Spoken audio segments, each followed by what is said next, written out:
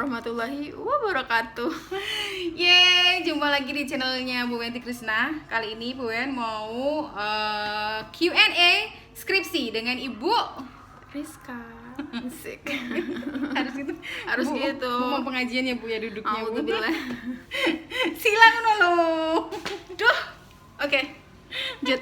Cek asik ngobrolin. Baik teman-teman, banyak banget pertanyaan yang masuk. Sebenarnya beberapa udah saya jawab Bu Rizka, cuman beberapa juga masih banyak yang nanya juga. Jadi sudah Bu Enti himpun dari beberapa pertanyaan maksimal 2 minggu sampai 1 bulan terakhir pertanyaan-pertanyaan itu biar kalian itu juga ngerti, soalnya banyaknya nge-DM ya sama di komen YouTube, jadi semuanya kan banyak yang nggak ngerti ya kan apa jawabannya. Baik, kita langsung aja. Yang pertama, sudah kenal Bu Rizka kan? Sini 2 kali ke kontennya sama aku ya kan. Bu Rizka profilnya nggak perlu ngasih tahu di mana ngajar sih, terserah sih profilnya dulu. Silakan. Profilnya dosen di salah satu perguruan tinggi di Surabaya. Spesialisasinya manajemen keuangan. Nah, banyak yang manajemen keuangan ini nanti bisa nanya-nanya. Oke, kita lanjut. Suaramu kecil banget sih. Imut. Langsung ke question yang pertama. Langsung aja. Mohon maaf, nggak bisa kelihatan. Bu Rizka ini minus guys. Baik, Bu mau tanya, jika fenomena skripsi kita itu positif, artinya data-data yang kita peroleh itu baik. Itu cara menemukan gapnya seperti apa ya Bu ya? Atau mohon penjelasan dan contoh seperti apa gap untuk manajemen keuangan, yang kebetulan Bu Rizka yang keuangan. Jadi intinya gini Bu Rizka, banyak ini mewakili sebenarnya banyak pertanyaan DM ataupun YouTube. Kalau emang udah positif gimana dong? Masalahnya apa? Nggak ada masalah. Ya. Baik teman-teman, kalau dari Bu Wen ya, ketika kalian menemukan semua data baik dari fenomenanya gitu ya, fenomena awal dan juga data penjualan, misalnya data penjualan kalian itu bagus, data komplainnya itu tidak terlalu tinggi, ya puas-puas aja gitu kan ya, puas-puas saja si konsumennya, jadi kalian merasa nggak ada masalah gitu kan ya. Mungkin kalau saya sih ya, ini mentoknya sih ya, mentok aja kita cari objek yang lain. Misalnya pembeli purchase intention terhadap kosmetik A itu ya bagus gitu loh, datanya bagus, stabil setiap 2 tahun, 3 tahun, 5 tahun terakhir ini stabil, kepuasannya juga stabil gitu loh. Jadi kalau saya sih mentoknya loh ya, mentoknya itu adalah cari objek lain. Tapi kalau dari Bu Rizka silakan. Oke, selain mentoknya itu ya udahlah kita ganti Ya masalah, kita lah, ganti kita lah ganti ya. masalah yang lain. Yang mungkin alternatif selanjutnya adalah teman-teman bisa mulai mencari riset gapnya. Jadi teman-teman ngumpulin artikel yang sesuai dengan judul teman-teman, terus kemudian yang relevan lah ya, terus mungkin bisa 3, 4, 5, terus teman-teman membandingkan, oh penelitian A variabelnya apa aja, penelitian B variabelnya apa aja, C dan D dan E, terus kemudian hasilnya seperti apa, satunya positif, ini bilang positif, yang mana bilang negatif. Nah setelah teman-teman udah merangkum semuanya, terus teman-teman bisa membandingkan.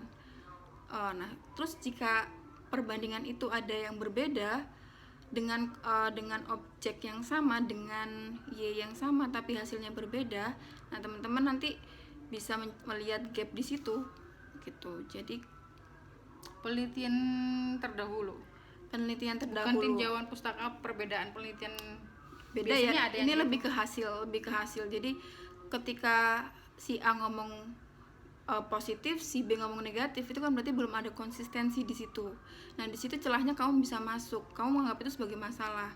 Jadi sebenarnya yang benar positif apa negatif, misalnya nih ya. Terus dilihat dari objek saya mungkin berbeda nanti hasilnya, kan objek penelitian kan beda-beda. Misalnya penelitian A, harga berpengaruh terhadap pembelian.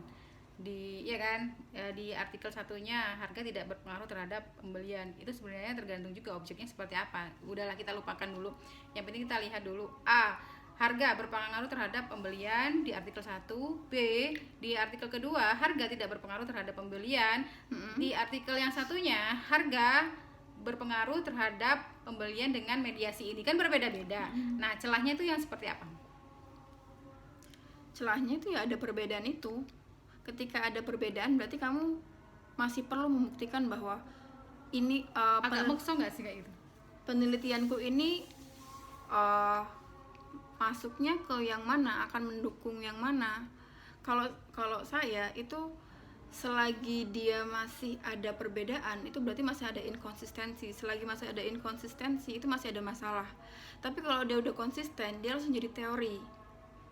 Kan kalau penelitian diulang-ulang hasilnya sama terus kan jadi teori. Tapi selama penelitian itu masih berbeda itu masih ada celah kita untuk masuk ke situ. Walaupun mungkin emang agak maksa ya karena datanya nggak ada, tapi ya itu memang bisa jadi alternatif gitu. Alternatif aja loh ya. Dan juga ya terus tambahan juga data, mungkin kita nggak cuma fokus sama data variabel dependen aja, tapi variabel independen juga. Bukan cuma variabel Y-nya aja, mungkin ada variabel X yang apa namanya, yang datanya bisa jadi nggak positif gitu. Bisa jadi masalahnya kan bukan cuma di Y, tapi kan di X juga bisa. Oke, jelas ya. 1 mentok, 2 cari di artikel yang lainnya. Orang itu mentok nomor 2, ini nggak mentok, pertama udah dimentokin duluan. Ganti. Ini pada ribet ya kan. Cari celah itu susah loh ya. Oh iya. Iya. Baik, kita lanjut ke pertanyaan yang kedua, Bu Rizka. Oke. Dari Lilis Kurniasih. Assalamualaikum Bu, aku mau nanya dong, judulku kan ada 4 variabel. Apakah fenomenanya satu-satu variabel atau 4 sekaligus? Aku jawab dulu ya. Silakan. Kalau dari saya, satu fenomena untuk semua variabel. Ada fenomena seperti apa ya, kayak fenomena tadi artis pindah ke YouTube itu kan satu fenomena, tapi variabelnya kan banyak di dalamnya. Nah, itu kalau saya satu. Dari Bu Rizka. Iya, kalau satu fenomena itu bisa Berapa variabel? Bisa memunculkan beberapa kemungkinan variabel-variabel, Yes, it's okay. Tapi kalau enggak ya ada baiknya juga ditambahin kalau emang itu mau memperkuat pengambilan masalah kamu gitu. Itu kamu munculin data variabel, semua variabel itu membuat semakin clear, oh ini adalah masalah, sehingga itu layak buat diteliti. Itu Tapi umumnya satu gitu ya. Tapi kalau kalian mau nambah ya. kalau saya biasanya minta lebih dari satu sih, soalnya biar saya tahu kenapa kok variabel itu yang kamu ambil gitu. Oke. Yang melatar belakangnya. Selanjutnya Arini. Halo Bu Enti, makasih buat videonya. Gap itu harus selalu dicari celahnya di penelitian terdahulu kah? Saya dari desain, kalau antara prinsip desain yang ideal dan karya yang dikaji terdapat selisih, itu mungkin jadi gapnya enggak ya? Kebetulan kami bukan orang desain ya, jadi saya nggak ngerti untuk variabelnya, cuman saya ngerti konteksnya ya, konteksnya selisih lah gitu lah ya.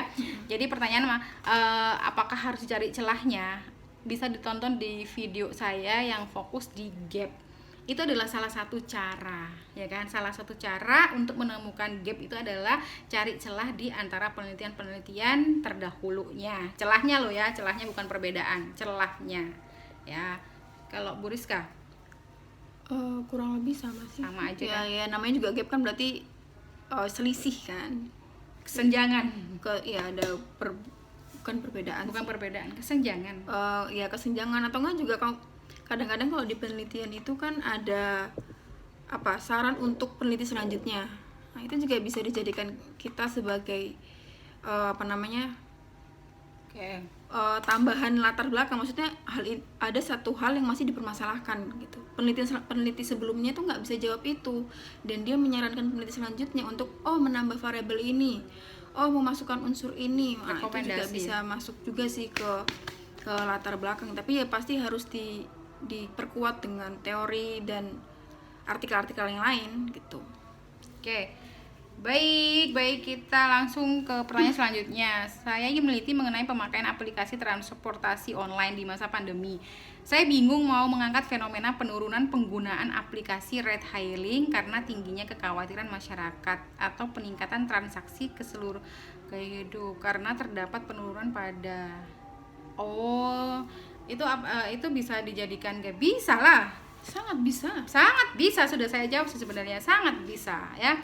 Sudah terjawab loh ya, langsung aja. Selamat sore, penjelasannya mudah dipahami. Mau tanya, saya punya judul skripsi tentang pengaruh review produk terhadap penjualan online shop. Saya nentuin judul itu gak lihat fenomena dulu Bu, langsung aja kepikiran soalnya saya jualan online. Kalau menurut Ibu fenomena dan gapnya seperti apa? Ini penyakit. Baik, langsung jawab. Kebanyakan mereka itu punya judul tapi gak ngerti fenomenanya. Kan aneh gitu kan ya. Ya tapi sebenarnya mereka sudah, cuma nggak bisa membahasakan sih kalau saya bilang. Iya. Mereka kan menangkap, oh kayaknya review orang ini berpengaruh deh sama. Sebenarnya mereka menangkap, cuma membahasakannya, membuatnya dalam bentuk data itu mungkin yang sulit. Susah. Jadi jawabannya dari saya, kalau saya sih Bu Rizka, kalau saya melihat fenomena di sekitar kita ya, terus saya cari artikelnya. Itu kalau saya Artikelnya, tahapnya itu loh ya. Jadi lihat lingkungan saya, oh begini, tapi cuman sebatas lisan kamu aja, nggak gitu. bisa subjektif kita sendiri. Nah, jangan subjektif sih, harusnya objektif, ditambahi dengan data-data yang ada, apalagi dengan artikel-artikel yang ada. Menurut Bu Rizka sama? Ya, kurang lebih sama. Ya, Sama nyari ya? artikel, tapi yang kredibel ya artikelnya. Jangan review dari Instagram mengatakan itu kan enggak. Jadi kalau kayak di marketing itu ada majalah SWOT, kayak gitu, data-data kayak ada gitu. majalah SWOT, ada majalah Marketer marketing ada. Oh ya, mumpung lagi ingat, sebenarnya kamu lebih rekomen artikel Indonesia apa internasional atau sama aja? Aku takut jauh-jauh deh. Kalau aku sih ya, kalau aku untuk mendapatkan hasil yang benar-benar ya, kemauan seseorang tuh meneliti tuh beda-beda ya. Karena kalau udah niat banget tuh pasti cari artikelnya tuh yang bukan masalah kerennya, enggak, tapi kalau internasional tuh banyak banget yang bukan yang unik sih. Unik itu udah pasti, tapi lebih dalam untuk menjelaskannya detail banget gitu tuh loh kalau umumnya artikel internasional, dan banyak referensi variabel. Itu kalau artikel internasional. Kalau menurut Bu Rizka penting nggak sih kalau umumnya kita cari artikel internasional untuk penelitian itu?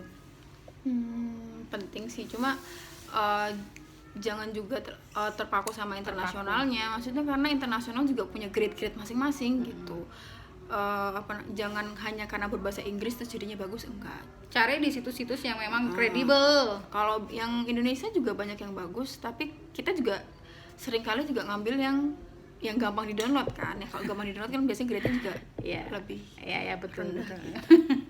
Dan kalau untuk penelitian-penelitian di Indonesia mungkin ada beberapa case yang memang mungkin lebih banyak diteliti oleh orang Indonesia. Tapi kalau pembahasan yang umum itu biasanya mungkin lebih banyak di luar, itu mungkin lebih bagus, dan sebagai pembanding juga lebih bagus.